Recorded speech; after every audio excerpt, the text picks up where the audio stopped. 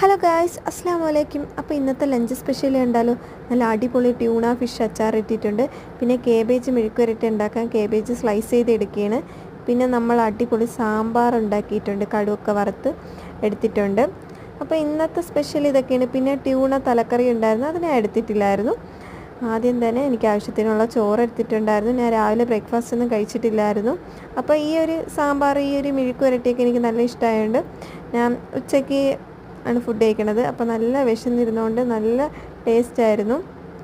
സാമ്പാറും എടുത്തിട്ടുണ്ട്. പിന്നെ ഫ്രിഡ്ജിൽ നിന്ന് നാരങ്ങാച്ചാറും കൂടെ എടുത്ത് പിന്നെ കഞ്ഞിവെള്ളം കൂടെ ഉണ്ടായിരുന്നു കുടിക്കാൻ. ഒരു പിടി അങ്ങ് കഴിച്ചു ഗൈസ്. നല്ല ടേസ്റ്റായിരുന്നു. എൻ്റെ എക്സ്പ്രഷൻ കണ്ടാൽ തന്നെ അറിയാം.